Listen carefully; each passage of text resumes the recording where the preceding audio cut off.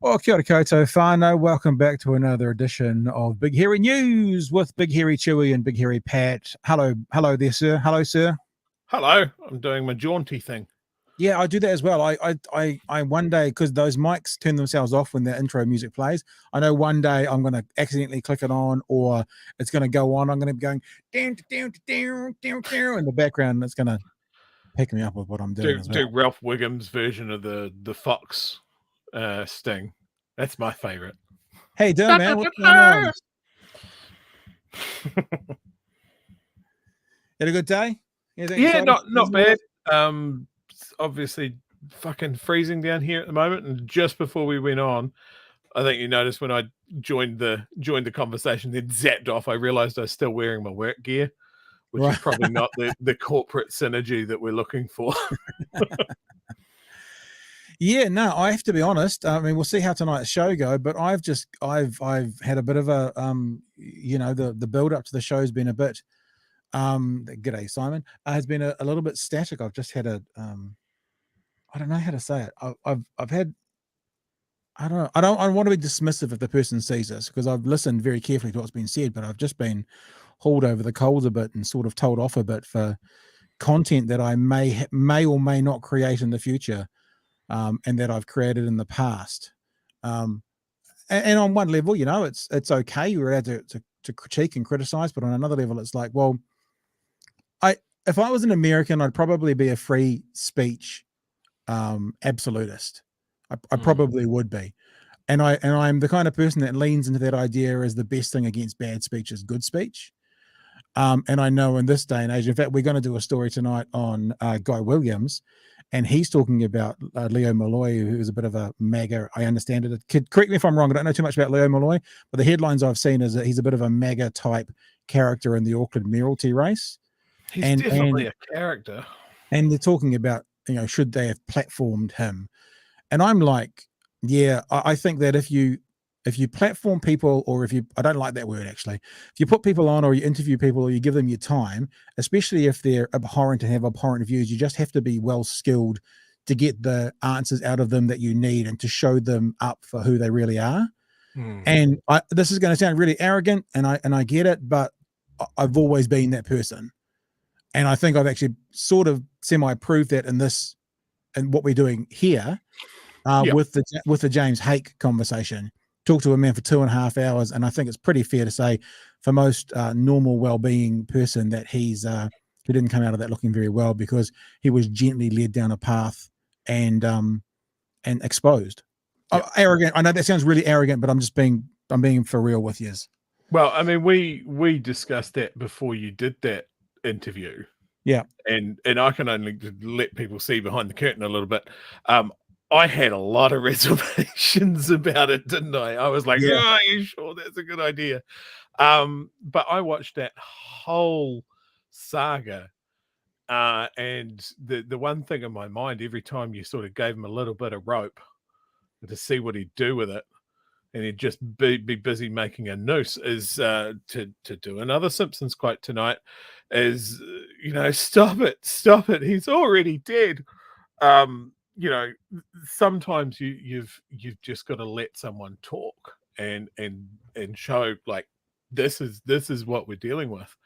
And I think certainly for myself, the fear, I guess, is that there are so many people in the media that don't know how to handle someone like that when they put them on.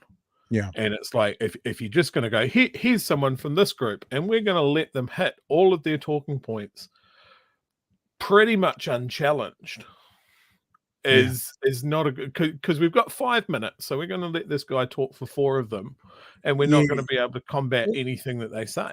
Well, maybe the way we do it is one of the things that counteracts that a little bit, because we'll let them keep talking and talk back to them, and then talk back until they're showing up, for what they are. And look, I kind of am a little bit cringy in saying this out loud, because I know it's a bit shuddery, but it's this idea. Here's a little side note. You know that guy James Hake? Do you know the quote unquote pastor that he's under? The guy's name is Jesse Lee Peterson. This is news that came out today about Jesse Lee Peterson. Can you read that? You want to read it out loud for the audio?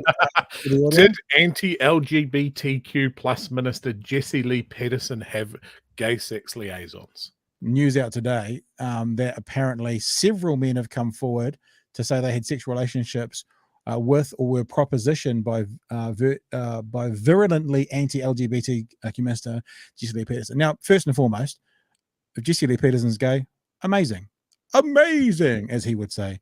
Go for it, more power to you. But it's when people are like anti-gay and then basically hide behind it and use it as a way to grift and money. That's the thing that's a bit disgusting. Anyway, well, I saw another story sort of in that vein about somebody that had been quite vocal in school board hearings over in the southern United States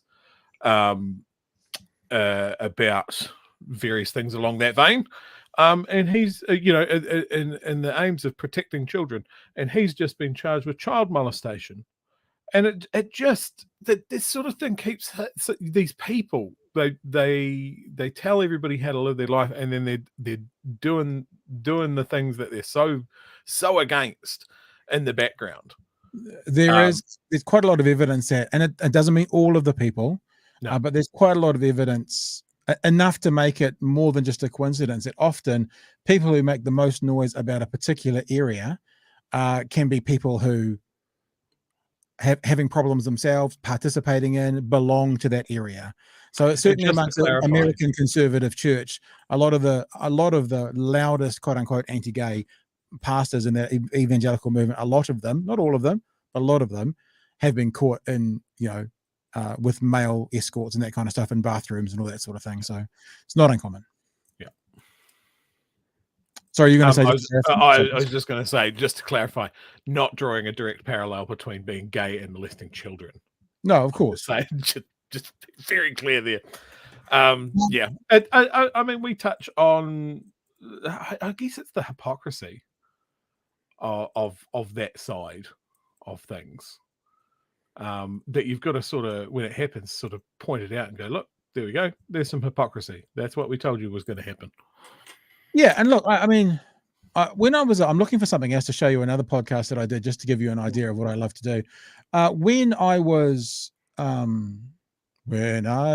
just a wee little lad full of hell. Here it is right here. I'm going to bring it up. I won't put any sound on it. There was a song just before the last election by a couple of American oh shit, what have I done? I'm gonna go back on now. A couple of American country artists called Vote Trump. We are Vote Trump. That was me talking in the background, and I talked to them as well. Ardent Trump supporters, look at that boring set I've got.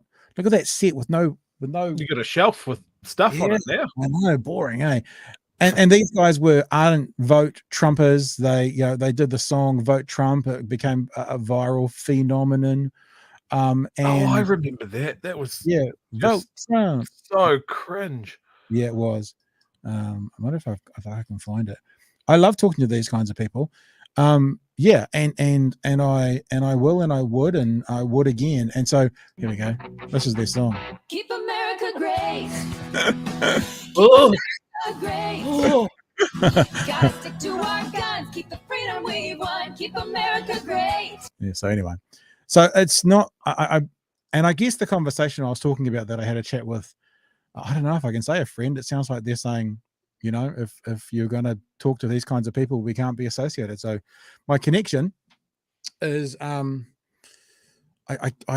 struggle to be. It's not that I struggle to be told. I'm happy to take wise counsel, but because I feel like a little bit of a free speech purist, and I'm not entirely. Like, would I platform someone that says, you know, this is how you molest children? Let's talk about that in great detail. Of course I wouldn't. You know, I made the choice that Billy TK, that guy before. Oh, yeah. I chose not to approach him for that. So it's not that I'm going to put any view on whatsoever. But I guess if maybe I'm being hypocritical, because I would talk other views with people that some other people might consider as serious and harmful as those things that I've just said, perhaps. Yeah. So look, I get it. But if I'm going to err on the side of less or more speech, I tend to go towards more speech. And I put this tweet out this week, and it's not about speech, but it's also about our what's it called? Show, this thing. See, my brain's not quite here yet. I'm sorry. I'm a little bit sixes and sevens. And it's not to do specifically what we're talking about, but this, if you want to know who we are and what we do, this is a big part of what I do, at least. And I because I guess I kind of run this thing. It's what we do from a show point of view. It may not be what personally Chewy does, but when I say we, I'm saying because I'm driving this thing, it's what the show is going to do. And this is the tweet I put out.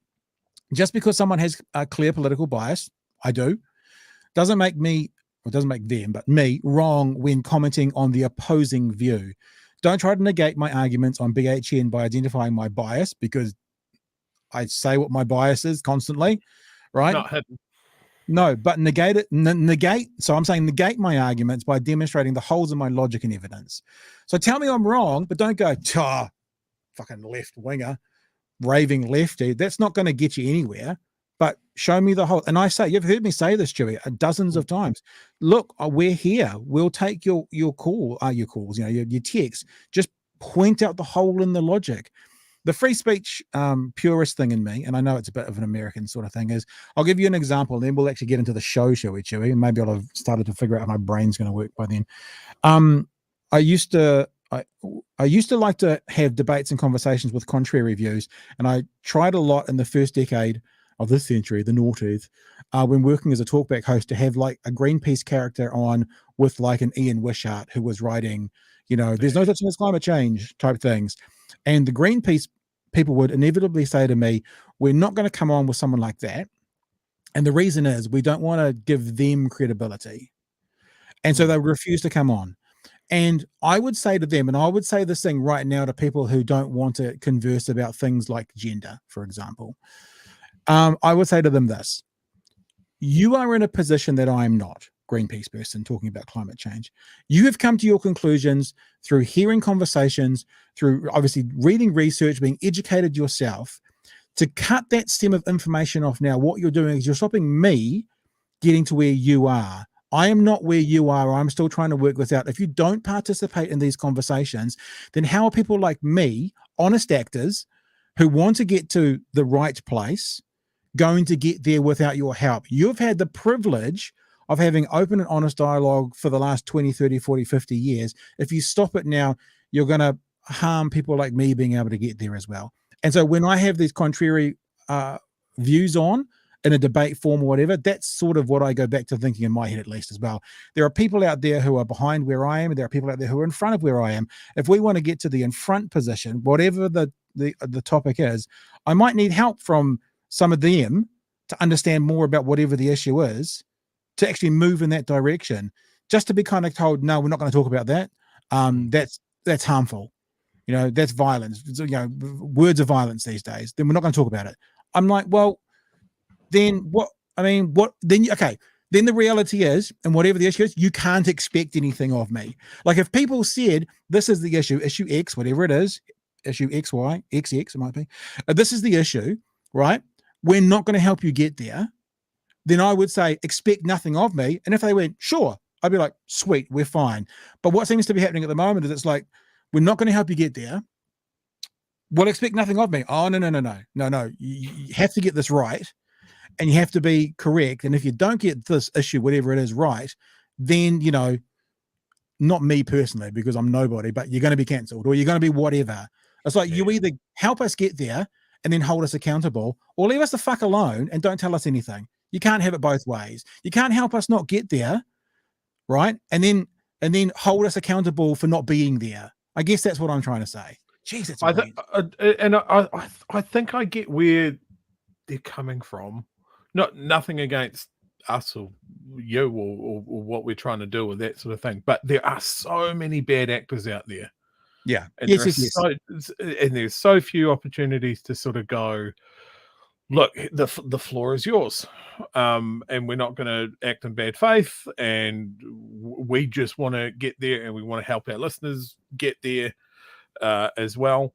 But even both sides just go from 0 to 100 real fucking quick. Yeah. Look, and I guess that's fair. I mean, maybe in a year from now, when we're bigger than Hoskings, people will know what our style and that is. So, you know, I take that on the chin and go, it's a strange thing that if we were bigger, we wouldn't have these same problems. But to be honest, we want to have these conversations now, not just to get bigger, but they would, you know, help us to get to that place where then people would know us and then know our style. Because I don't think there's anyone who can really challenge our style of being warm and welcoming and open for a genuine conversation. That's why you and I have been talking now for about 15 minutes about talking. That's what we do. We don't cut people short, and we don't cut people off. But that works both ways. That means if they're talking horse shit, and I'm just thinking like the taxpayers union comes to mind, then because they get a chance to talk for a long time, we get a chance to push back for a long time as well.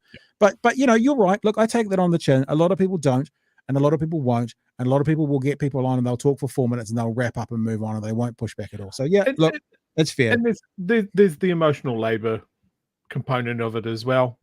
You know, if say we're talking about the trans issue and that sort of thing, a lot of those folk will be thinking that they are literally debating for their right to exist. Yeah.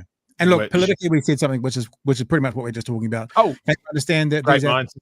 By sick of talking in circles, especially the self-prescribed centrists or moderates or neutral platforms that love to control the debate. Yeah. Look, I get it. It's fair. I guess what I'm just saying is I hope we get to a position in this show where people know that we are honest actors and that we will. I mean, like one of the things we get about this bias thing is like as if we can't. Maybe were you listening to our show last night talking about Labor, slamming the fuck out of them for what their policies are? You know, if National is warranting support and like and plaudits, is that the right word for a positive response? Bouquets, brickbats and bouquets. If National's warranting of a bouquet, we'll give them a bouquet. If Labor's or the Greens are warranting of criticism, like we did last night, we'll give them criticism. In fact, tonight, one of the topics we're going to talk about, if we ever get to it, is Bill Ralston's article talking about, you know, basically Labor needs a clean out. And I think he's right. The front bench of Labor is looking a little bit old and tired. What did he call it? His heading was deadwood, the deadwood in Labor. And I think that's views. Yeah, well, that's good, and that's what we do. We have views. All right, a bunch of people have been coming, and I haven't pre-read these, Chewy. So, Chewy. Look, I can't even say people's names properly. So I don't know what these will all be horrible comments. I don't even know. I'm just going to click on them. The kids call that being ratioed. Normally, characters are interested in some capacity. Another mega loudmouth in the sea of loudmouth is hardly a character, more a walking trope. I guess that's about. Is it Molloy? That's about Molloy. Yeah.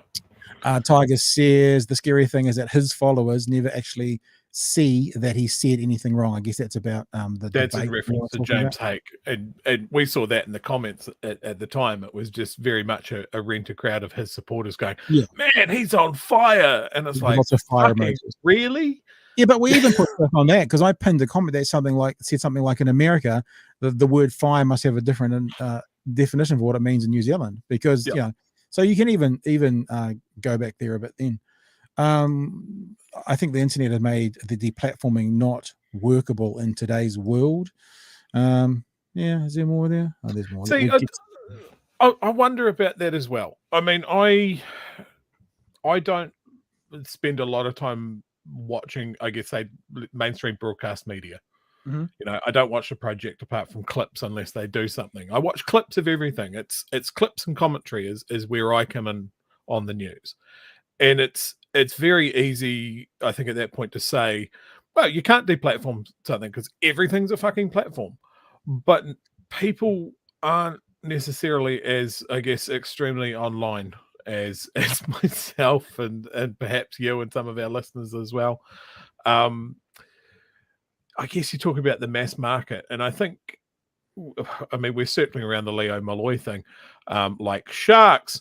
I think some of the pushback on Guy Williams putting him on his show is straight away there. Leo's got more publicity out of that than his, other contenders are going to get on the same platform. Do you know what it was? What it was he dominated Guy Williams. Guy Williams didn't push back, and Guy Williams did I think a poor job. I wonder because I think it's been either written or spoken that they know each other quite well. I think it's his dad's friends with him for years. Yeah, so I wonder if it was always meant to be basically a skit where he was going to dominate Guy Williams, and that was the plan for it. Rather, like when you're watching the boxing match, it looks like Guy went down on purpose, sort of thing. So I wonder if rather than saying he missed an opportunity to kind of take him out, I wonder if more it was a purposeful skit that they did that unfortunately for Guy hasn't seemed to be received very well. You know what Sorry, I mean? I'm just wondering about in the multiverse. Yep.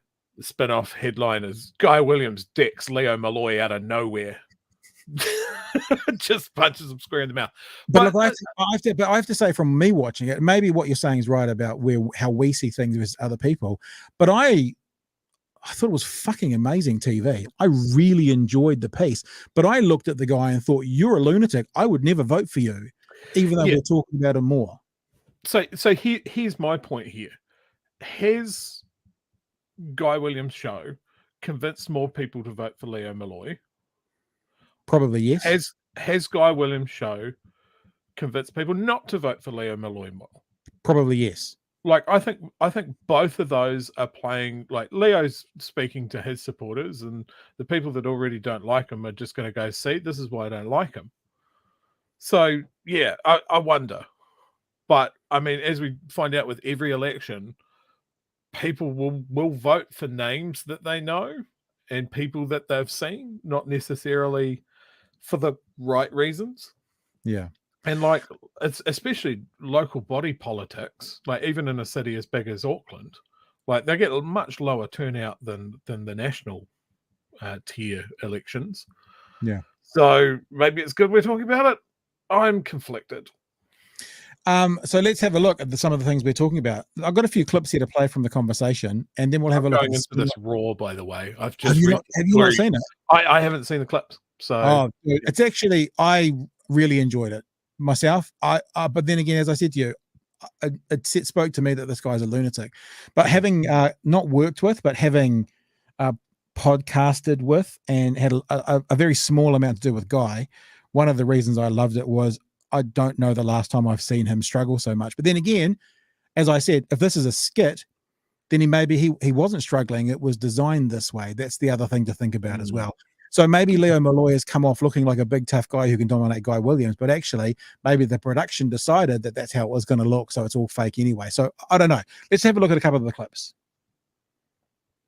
I did a wee bit of research on you, and you're clearly desperately woke. What's wrong with being woke? Woke have monopolised the media for quite some time now. And But they haven't, though. Like Donald Trump was the president, Are we Boris having turns Johnson of is the talking? prime minister. Who's the director here? You're the director, Matt?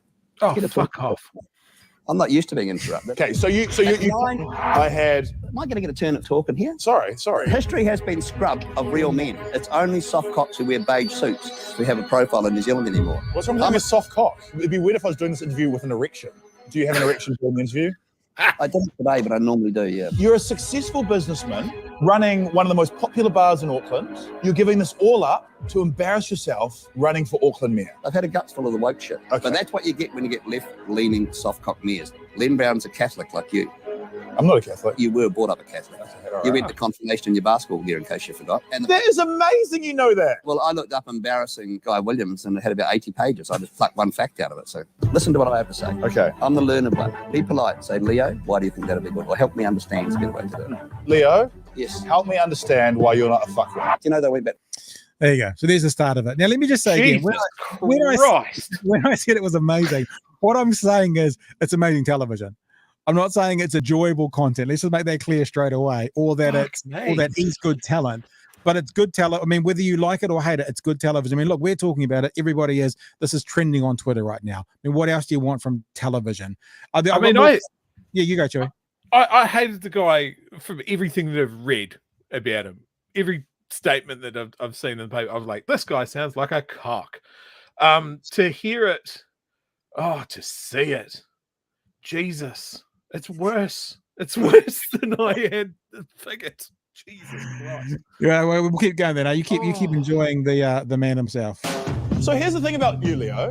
I really like you. I know everyone does. However, I also think you're a walking political disaster. Unlike you, I don't just open my mouth and words fall out. The reason I stop, I think, I rationalise. I build a case. Definitely are just like I me. substantiate it. We are the same. I am nothing like We you. are the same. I went to a Catholic school and I did not have an intimate relationship with Father. Let's make that clear. That was too far because you actually named the priest. That's fucked up. Did you call my dad and ask for ammunition? That's fucked. You've got filters on. You don't get the message. Get your message out right now. What are the 3 main things you're going to do for Auckland? The first thing I'll deal with is congestion. How are you going to fix that? Congestion charging, and we'll have free public transport. Okay, I actually quite like that. So what's your next policy? There's 80 hectares that Ports of Auckland lands on, and we're going to put on a 60,000-seater stadium. Oh, not the fucking waterfront. Not the That's same. what ended that guy's career, that shitty waterfront It's stadium. not. All these ideas. Fuck up my talk. Waterfront stadium is a no. There's another one. So we're going to pause that bit. Do you want to jump in? There's actually, look, the weaving house, I think, is probably nailed as well. Fucking hell. Guy's a genius, and it's all perfectly uncomfortable. That's what the weaving house. That's definitely Guy Williams's wheelhouse when he does an interview. Yeah. Like this, I think the style of an interview is definitely what he's done before. It would be weird if he was doing it in a different way. I'm starting to swing over to your side on this, actually. Which is, what's my side? Tell me what I'm thinking. I love it when people tell me, well, that's not what you think. And I go, oh, so tell me what I'm thinking. What's my side? That Guy Williams is an absolute genius, and he puppeted Leo Molloy into being an unrestricted fuckwit. So if that's true, in fact, let's keep going because I've got a clip to play of Guy Williams as well. Which just remember that point, okay? So this is I don't even know what I've got. This is another part. I've got 4 little parts to play, and have a listen to this bit. Strap in, here we go. This is the boxing match. They had a boxing match. Oh, here we go. I genuinely thought there would be some shorts under there. I'm so sorry. Meanwhile, my I trainer. think we'll just point out here that Leo's actually wearing standard size gloves. Yeah, I don't give a shit. Just give me allowance, mate. You're on my side. Okay? No, but Kevin, he was a great. Take my glasses off. No one gives a shit.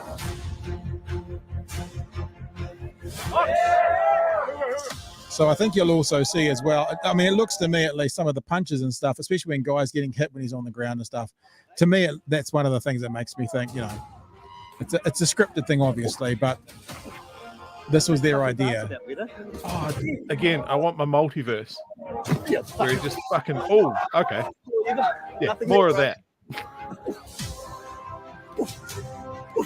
Like there. Those were soft. But no, don't get punched in the face. Good point there. He's a boxologist. And then the deal was, if Guy Williams wins, that Leo would have to drop out of the mayoralty. Oh, yeah. And if Leo wins, Guy would endorse him. Humiliated and embarrassed, and the worst was yet to come. I'm Leo Molloy. I am the next mayor of Auckland. I'm Guy Williams, and I endorse Leo Molloy. So there you go. All right. Your thoughts, sir? Yeah, okay. So I still have my issues, and the issue is publicity. I don't think Leo Molloy comes out of that as well as he probably thinks he did. Yeah. So what about the outrage on Twitter then? Now that you've seen a little bit of it. Well, as a member of New Zealand's Twitterati, we love getting angry about everything. So look, I think there's some valid criticisms. It's the essentially free publicity that he got out of that, as far as just getting his name out there. And it does give me, I know this gets bandied around a lot, it gives me Trump vibes. Yeah. So when Trump was running for presidency, he was a clown. He said stupid shit. He went on the talk shows because it was funny. And there is absolutely no way that he is going to win. Election day rolls around and he fucking wins.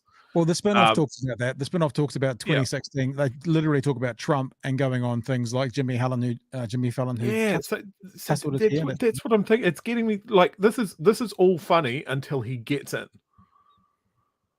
And is if he does get in, was it this that got him those extra votes?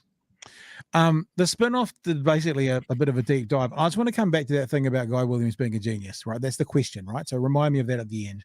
So the spin-off has written a piece. What was Guy Williams trying to do? They talk about what happened in the, they basically spell out the actual thing, what was going on. And then the author of this, whose name is Madeline Chapman, spoke to Guy, and Guy said this, right?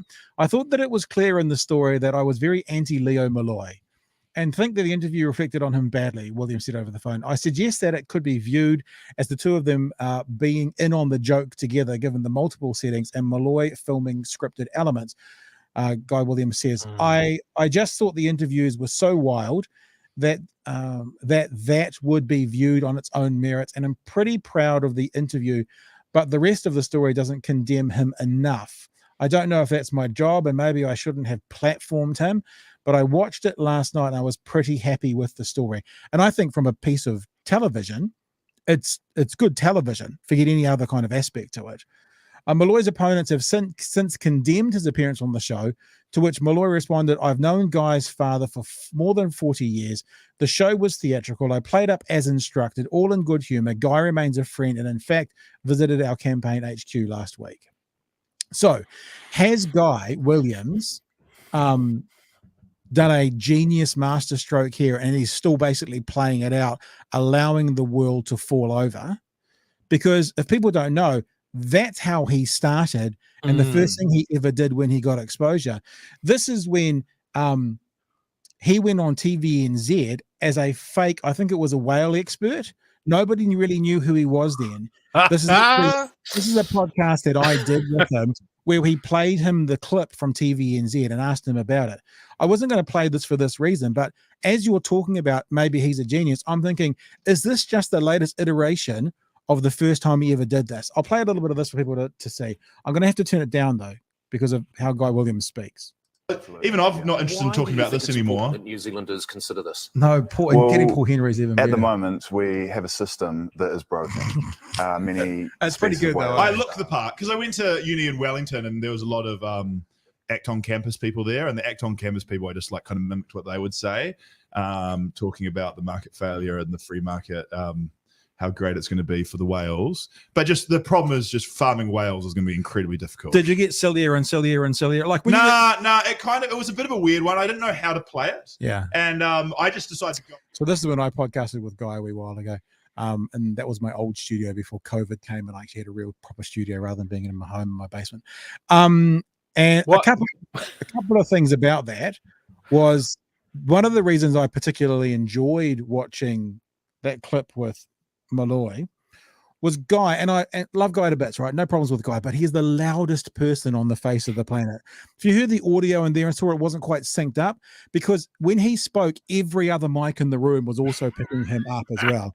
So he has a very loud voice. No criticism, observation.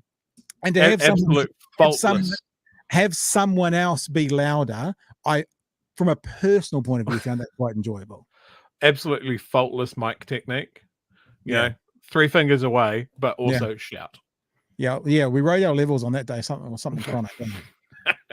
So anyway, I didn't realize we were going to go here, which is one of the things I love about the show. But is this a genius move from him? Is he still playing it? In other words, even the apology on thing, or do you think that's a sincere apology and he realizes he has actually missed the mark? Look, I saw what he had on his Twitter earlier. I think I've still got it here. A lot of feedback about my story last night. Was happy with it and thought it was pretty clear indication that he's not a suitable candidate for Auckland Mayor. But I also think of the criticisms that I was platforming him were totally valid. Spoke to Madeline Chapman, who was critical but fair, and if she's going to criticize me, then I reckon I probably deserve it. It sounds genuine to me. Yeah, I mean, that does sound genuine. It's hard to tell tone off Twitter, obviously, but yeah, I think my initial feelings from seeing those clips, the questions at the table, absolutely fair. If it was just that, I think my issue was just with the boxing piss take at the end. Why don't we ask people watching? Guy Williams, was it theatrical? In other words, it was all a show, or was it a missed mark? Let us know in the comments, and we'll go to the next story. Then we'll come back to them. So, in other words, was it all a spoof? And the reason that Guy Williams got shouted down at the table was because that was I don't mean script as in literally reading a script, but that was the kind of agreed direction. Or did Molloy get the better of Guy? Be interested to hear what you guys think. I'm still leaning towards got the better of, but I think probably got the better of based on, it's almost like it was not scripted, it was an idea, and Molloy played the role better. he did it better. You know what I mean? Yeah, I mean, it's easy to play up your own reputation. Yeah. All right. Let's move on to another couple of quick political conversations. One about National, one about Labour. Let's do National first, because look, I'm not hugely into polls outside of election year. I think we all know that polls can also be wrong or be skewed, but it's an interesting snapshot at that time. And I think there's an interesting snapshot from the Taxpayers Union poll that came out today, I think, done by Courier, who I think is David Farrer's company, that has got Luxon falling quite a big chunk, like 5% in the leadership polls the week after all the abortion issues came out, and him being pro-life. And then obviously, people like Suze Wilson writing about his dilemma, and it going on for quite a while about, if you really believe abortion is murder, how can we believe you're not going to change some laws? Because surely anyone in a hall of power will try and stop murder from going on. That seems to be a logical. So this poll was done the week after that, and Luxon dropped by 5.6% within a month to 22.4% of respondents. Support for Prime Minister Jacinda Ardern was up 1.5 to 41.2%. That's a 2-to-1 gap. So for all of those people out there who are thinking that Labour's in the doldrums and there's a problem there, which we're going to kind of talk about next. I mean, if like what is that? 3 out of 5, 4 out of 10 of us. If 4 out of 10 of us still want Jacinda Ardern to be the Prime Minister, we don't run a presidential campaign here, but we do often, I think, vote for the leader. I think when people were voting for National under John Key, they were primarily voting for John Key. Yeah. And National he was assigned to. And I think we saw that with the last two National leaders, how they polled so poorly under Simon Bridges and under Judith Collins, because people were looking to the leader going, do I want you as Prime Minister? Do I rate you? So if they're looking to Jacinda Ardern, and there's still not a majority of people, but the biggest chunk of the slide is still rating her, that must be a good thing for Labour, even though if you actually look in the polls, they've got the poll here, National, according to this poll, was on 37. However, Labour's on 34.7. So let's call it 37 to 35. It's pretty much neck and neck on this poll. I mean, it's only one poll. We watch the trends if we're going to use polling. But yeah. What are your thoughts, Joey? First of all, Politikiwi has said a horrible slur against you in the chat. You should put that up. I mean, I'm not declaring road calls. Do you want me to ban them? We're banning them. That's a lot. That's a lot to unpack. Actually, I think if you listen to what I said, and correct me if I'm paraphrasing myself incorrectly here, Joey, but I said I don't really put much credence in the polls up until election year. I think that's what I said, because we're 18 months away, give or take. Well, probably 14 months away. Well, actually, we're probably 12, 13 months away. And actually, there's a lot of research that talks about when people decide they're going to vote, up to and including when they're standing in the ballot box. People are still making their decision there. It's a very small percent, and maybe 3 to 6 months out, that's the times I'll pay more attention to the polls and see what's happening on, and because that's more likely being where people are making their minds up. These are an interesting indicator, and the trends are still interesting, but when I say I don't put much credence in them, I'm not saying that they're inaccurate for that moment. I'm saying they don't necessarily reflect what's going to happen at the election, which is really, you wanted to say, Winston, which is really the only poll that matters. Yeah. I mean, polls are great. I find them hilarious because the hyperbole goes fucking nuts. I saw one today that was like, Luxon's fucking collapsing support. And I'm like, what, a couple of percentage points miles out from the election because he Yeah. said some dumb shit? You know, I don't like the guy. I don't think he should be prime minister. But the hyperbole is just so over the top. You know, and look, the majority of the voting base have either already made up their mind or will make up their mind on the week before. You know, I know who I'm going to vote for now.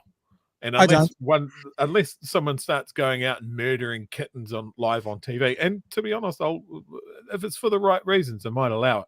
I'm still voting for the same party. I don't know who I'm going to vote for. I don't know who you're going to vote for either.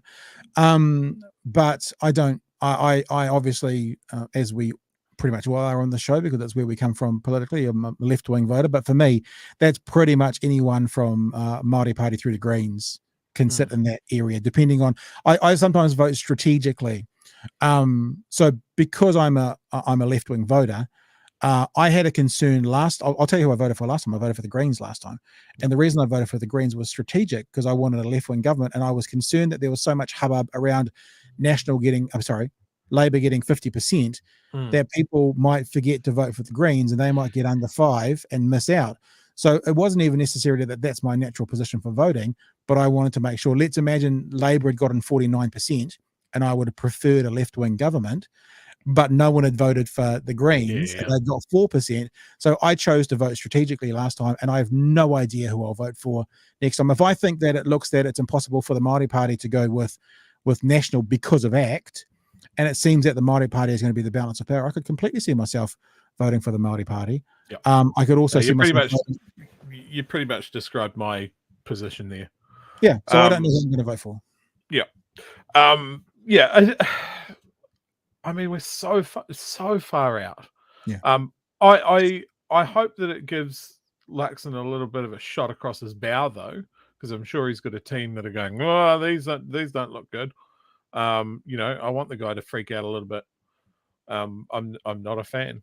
I don't think that's a surprise. But yeah, I think he's an amateur trying to play politics because it's the next step in his career after being the CEO of Air New Zealand, if you didn't know that little tidbit of information. Hang on. About the guy. I'm just going to say, every time we talk about Luxon, we have to mention that, and tick. Right, just tick in that box. Bingo. Cool. Got it. The other thing is what that poll is a reflection on how people are feeling in that week after the abortion debacle. That's what that poll is. If I'll say this, if anything, it's a reflection of him having a bad week around abortion issues. Yep. Now, for Labor and the left, will they be able to carry that through with advertising, marketing, memes, online in about a year's time when they want people to remember that? Or will this be, a day is a long time in politics. This will be 14, 15 months out and it'll be done. It'll be history. So that'll be interesting how they use it. It's like a long distance race, isn't it?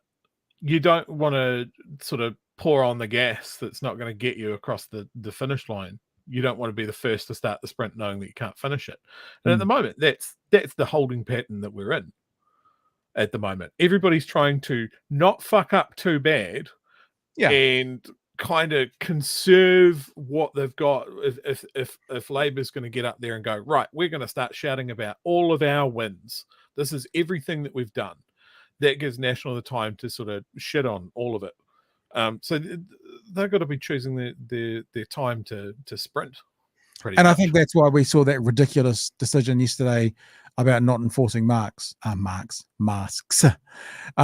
mugs. Yeah, mugs. We have to drink out of glass only. No more mugs. Getting rid of them all. No more. Because the Labor's also playing that game about not wanting to rock the boat too much. And if the word mandate comes out of any of their mouths, they fear they'll drop 10% in the polls. And maybe they would. Lady Power says, agree on the strategic party vote. Jay Dooley says, let's go Māori. And she says, let's go Māori. So I actually really like, just sort of, I guess a slight segue here. I really like what the Māori Party's been doing. Like every time they get up and make some points, you might not agree with everything, but they're making good points. I can understand where they're coming from, and I like that integrity, sort of thing. So here's something then for the Māori Party who I know watch this, all of them, every single one of them, without question. I used to have this with Winston Peters, and I used to say to him, who are you going to go with after the election? And he'd always say, well, no, we've got to wait till after the election.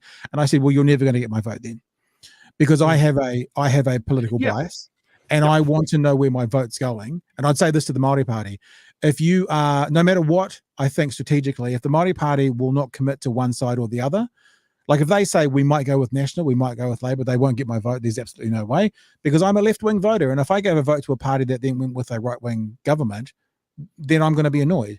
So here's a tip for political parties. There are a group of us out there, I don't know how many it would be, if it's significant or not, that if we dozens of us, that if we don't know exactly where you're going to be after the election, we will not vote for you. I'm one of those people. Yeah. So that's just that. I think that, I don't say that's advice, it would be arrogant, but that's a reality of how I think about the strategic voting. I wouldn't give a vote to a party where I didn't know where they were going to be after the election. We saw that happen last time. Well, not last time, in the past, where, you know, was it Mana Māori? Well, whatever Māori party went with National. Yeah, it was Māori. They did it for strategic reasons. I could understand their reasons. They wanted to get some legislation on the board, but they paid a fucking price for that. Like, they were gone. Poof, gone. Yeah. And they gave, I mean, they got some wins there out of National. That's got to be acknowledged, surely. Yeah, but I mean, I don't know this and how this has worked, but if one of the reasons they then were removed from Parliament, they're back now, but they were out for a cycle, was because of that, and there was a revolt against them, then they got some short-term wins, but perhaps damaged their long-term opportunities. Now, that's hindsight, and it's also conjecture because I don't know that. But if it is the case, I wonder how they look back on that decision right now. Simon says, I think the guy's only barely been in Parliament for 5 minutes, and he's a leader of a major political party. Not he doesn't know what he's doing.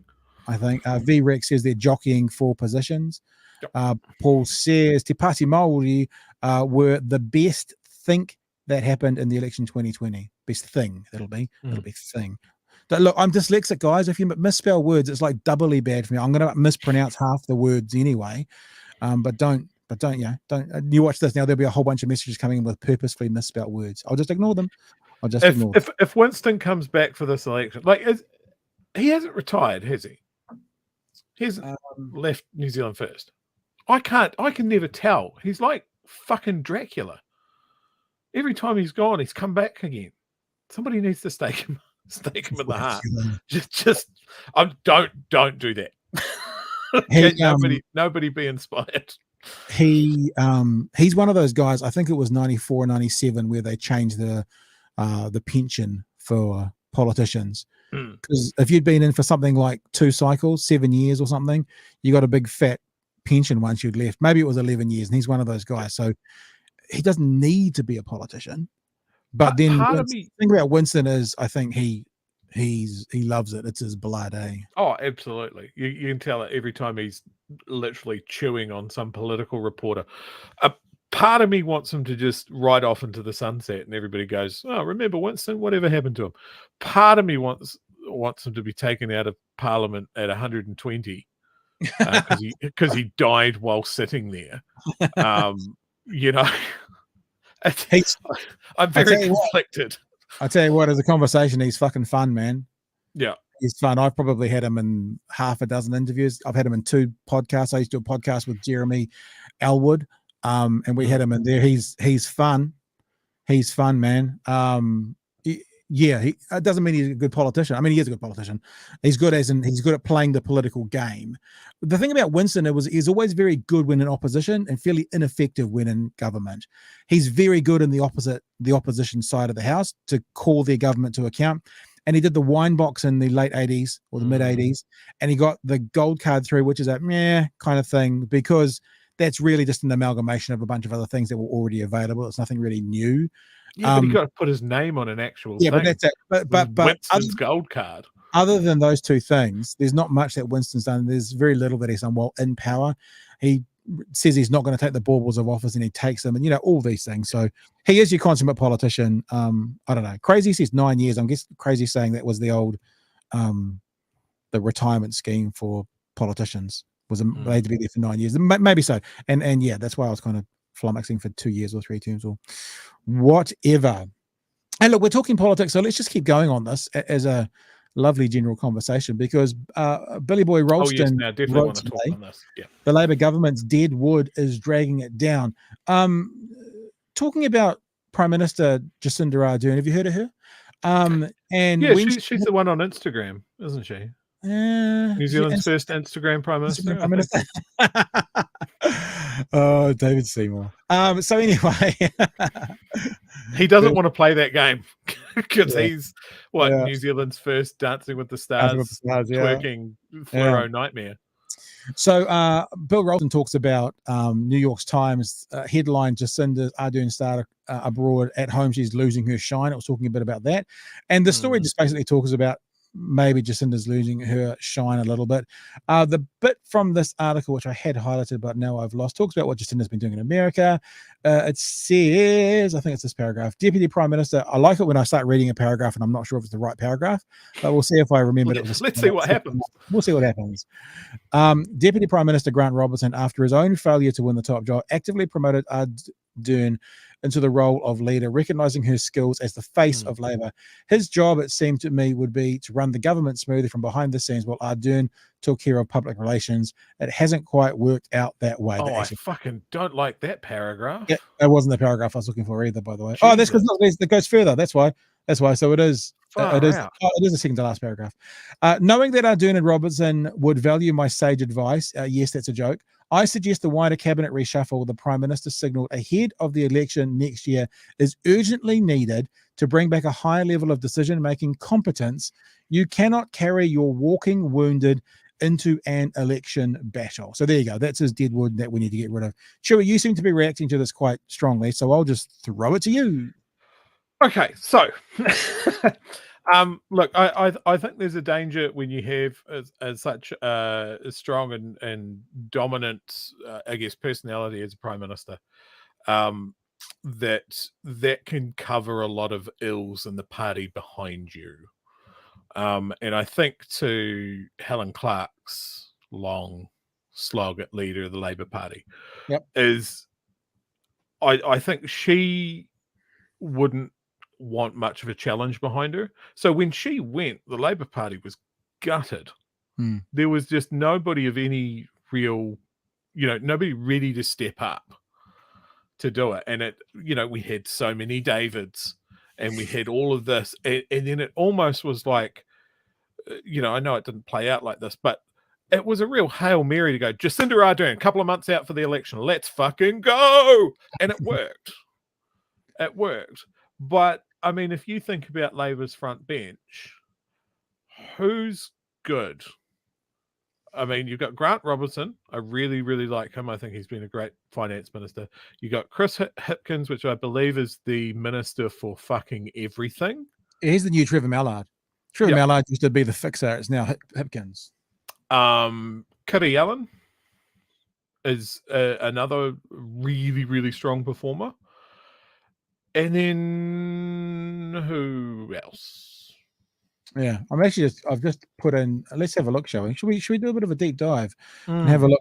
Have a look who they put forward as that. And I'm assuming put forward as their main people are going to be the ones at the top of the list. So Jacinda Ardern, Kelvin Davis. Yeah, okay, where has he been? We haven't heard from him for months. Yeah, that's true actually, because we hear from Grant Robertson and Chris Hipkins quite a bit. Andrew Little in there as well. Yeah, actually, when did we even last hear? Is he around? Maybe he's got COVID or something. I don't know. Yeah, I mean, he went real quiet like quite a long time ago, but he's been just dead silent. Yeah. You're right. For months and months and months.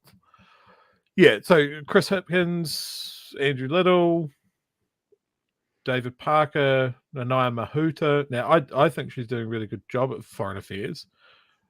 Everyone does who understands what she's doing. The ones that don't are the ones who are saying to be in communication with the Pacific Islands, you need to be sitting in the seats. Yeah, and using Australia as an example. But when they find out that the reason Australia's new foreign affairs minister went straight to the islands was because the previous government had ruined the relationship with them, whereas the New Zealand government has a good relationship with them. And so daily contact is what we've been told when they've been through their times of crisis. So, yeah, no, I tend to agree with you. Yeah. But, I mean, that's, 1, 2, 3, 4, 5 out of the top 10.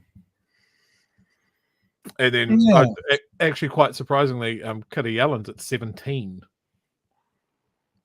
Is it the list number you're saying? Yeah. That'll be cabinet ministers. That'll be the previous election list number, though, won't it? I mean, it'll be interesting to see what happens next time around. Normally, they announce their list about 6 months out from the election. Yeah. I would hope that Kerry Allen is a lot further up. Oh, no, this is the ministerial list as of 14th of June this year. Oh, yeah.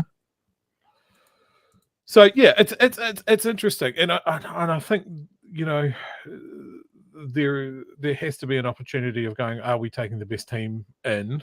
And are we as protected as we can from whatever national is going to come at us with?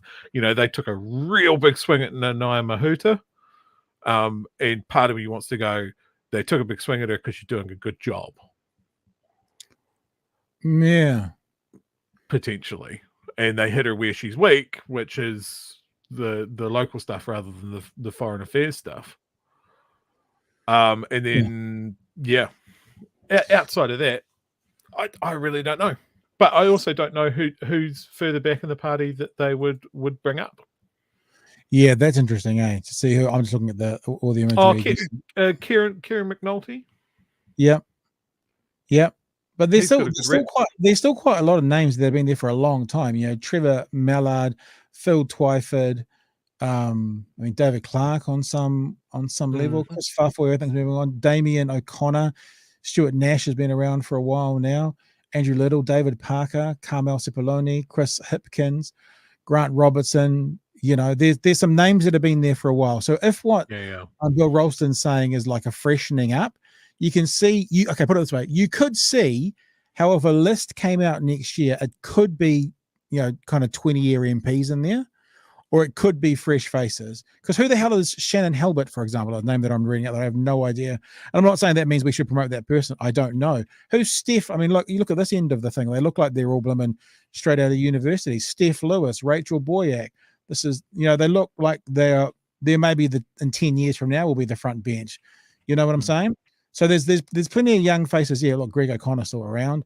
But there's also a lot of people who have been there for a long time. So probably what it means for them is depending on who they place where, and like everything, like your best All Blacks team have a handful of veterans.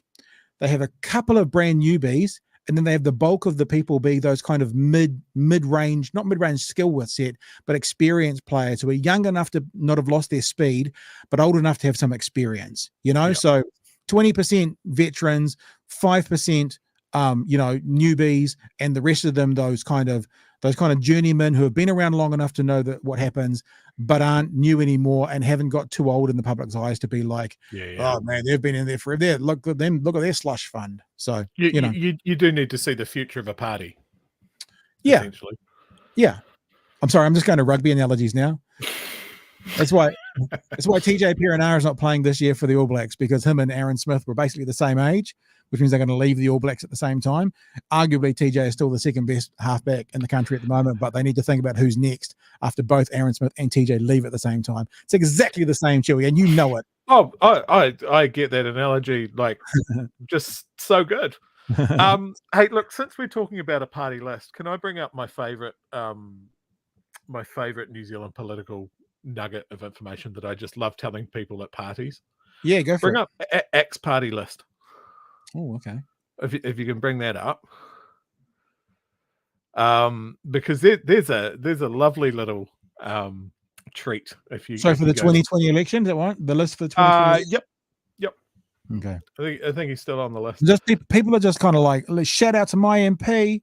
You know, it's like, shout out to my MP. It's coming up now. I've mentioned someone's name. It's like, if you're listening to the radio and you hear your name be mentioned, like, oh, it's my name. People are like, they've heard their MP mentioned, and they're like, oh, it's my MP. Okay, what am I looking at here? I've got the. I think I've Okay, got. Here we go. so obviously you've got at the top there, Mr. David Seymour, and then if you look down a little bit, I think he's about 19. There we go. There's a second David Seymour. Is there, or is it? It's an error, or is there another one? No, it's there. Do you know? Do you know what would be funny? If they accidentally put in like you must have to have more identifying features than just a name, like a what do you call it, like a tax number or a birthday? I've got you here. All right, I'll go to the bird. biographies. Go to the biographies on that little clickable box at the top, top there. Sorry, just above the list. Right. Yeah, just above the list. Candidate biographies can be found here. Yep. So now go down to number 19. 3, 6, 9, 12, 15, 18, 19. There it is. Go up again. Oh. Up a bit. Oh. There we go. List rank 18. David Seymour, Whangarei. Find out more about David. Okay. And then look at his email address. Mr. Seymour. Oh, and his blurb there. I am not the ACT leader. But he's got David Seymour too at act.org. I love it. A vocal advocate for end of life choice. Oh, interesting. We could do this. We could do like feature the people we don't know. Because I'm looking at him. Is he in a chair? I wonder if he's disabled. I obviously don't know anything about him. Yeah. So I mean, this is an interesting point. You know, I make fun, but a lot of people don't know about the smaller parties who's sitting there. That's a guy who's obviously got a principle, and ACT has been right behind the choice of life, whatever it was called. And I honestly can't fault them for that. But yes, that is my favorite thing about the ACT party, that there is a second David Seymour. His email is david.seymour2. Why didn't they call him Dave? And in his biography, it says, I am not the leader of the ACT party. All right, listen, we're going to wrap up, but what I'm going to do, I've never done this before, but you guys can do it if you're watching. Do you want to share anything from the week that's gone, right? Basically, this is, what do you call it when the pub's closing? Final call? So Last call. Last call, right? If you want to get a comment out right now, whatever you like, as long as it's not defamation or whatever, something that you want to mention, something you want to put out there, do it literally right now. And I think there's a 30-second delay, so we'll have to just pad for a little bit here, Chewy. And then we'll share your last calls. We should do this all the time. It's my radio brain. I'm like, okay, so we got to get a bell. Ding, ding, ding. Last calls. We got a feature. If we get a feature, then we can sell the feature. We can do a sponsorship for Bob's Car Yards. Last calls with Last call brought to you by Bob's Car Yards on Andy Bay Road. No, we should get a funeral home. That'd be even better. Last call. You have worked for ZB. All right. Last calls, people. Last calls. Aotearoa Liberation League just laughing at us, and I think laughing at the David Seymour thing for some reason. VJ Rex says, sadly, the youth have become increasingly apathetic. Politikiwi says, I mean, how many ex-MPs do we have in Parliament? I can't name any beyond Seymour. And well, that'll be another thing if they got through. I can't name any above Seymour and Seymour. Now, here's an actual valid point here. This is something I'm going to give David Seymour credit for. They got a lot more MPs in Parliament than they ever had before, and some of those guys are fucking nut bars. Like, I'm talking like the moon isn't real, crazy people. And we haven't heard a fucking thing from any of them. And if we hold up something that David Seymour has done well, keeping that zoo of idiots quiet for an entire election cycle, like, you do not speak to the media. There's only one person in the ACT party that makes a fool out of himself on TV, and it's me. That's the biggest political win of ACT's entire existence. Thank you for the super chat, VJ. VJ says have a whiskey on him, and we'll have to do that. Actually, we should. We'll have organize two a straws. feed. One whiskey, two straws. All right. Like a now movie. back to the UK candidates to replace Boris are so depressing. Unless you want to get it super quick. So individual Labour members in each region vote on less placing for the candidates. got all that. All right. Hey, thank you guys. It's been an interesting one tonight, actually, because I'll be honest with you. See this at the start. If you've been with us, I kind of felt a little bit underprepared because of a very important and valuable. Not going to lie, if the person sees this conversation I had for the first half of my prep hour. So I normally prep through the day, and then I come into the studio at 9 o'clock and start to make sure it's all together. Between 9 and 9:30, I was on the phone having a chat with someone about some stuff.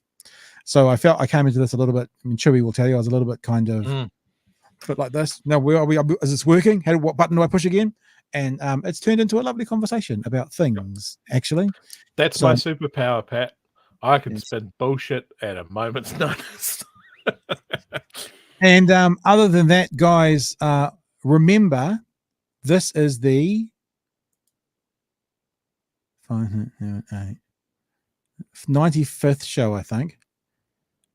Yes, the 100th. No, the 100th. 95th. 6, 7, 8, 9. No, this is the 94th. This is the 94th show.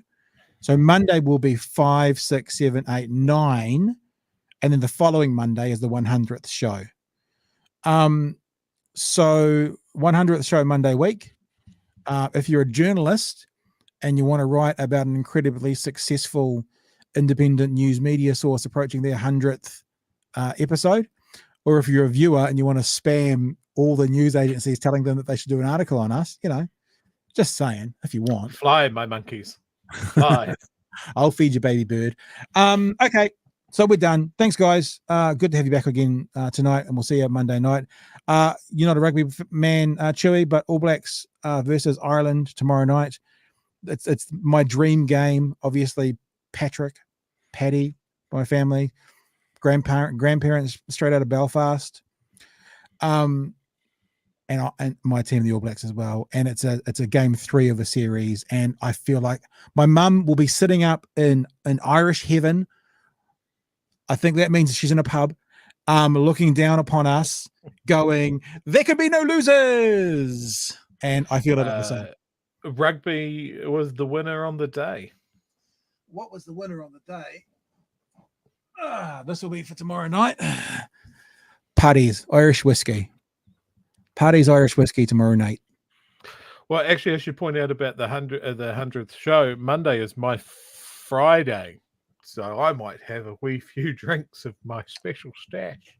Yeah, and we'll probably invite all the people who have been on, especially like we've had people like Penny Ashton and Nick Rado and Jeremy Elwood sort of co-hosting with us, Maktis Azamandi, and if they want to pop in and out, we'll invite it. Hopefully, I think Chewy, me, you, and George will all be on that night, and we'll just have a bunch of fun. Maybe we'll try and get the the name jumped out of my head. What's it called?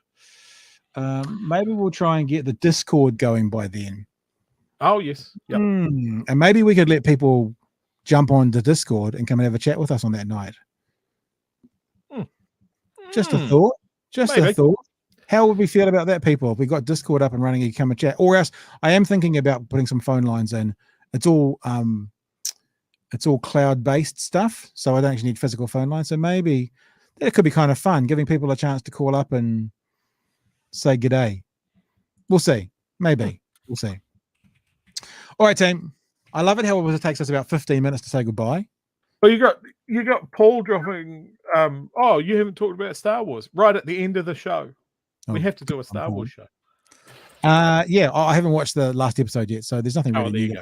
I'll do it over the weekend, and whenever you're back with us next week, Chewbacca, we will have a chat about it, and we will then hear your dissertation on why the last 2 episodes are utter horse shit. Yep. Fair enough. They've ruined my childhood. I'll warm up to that.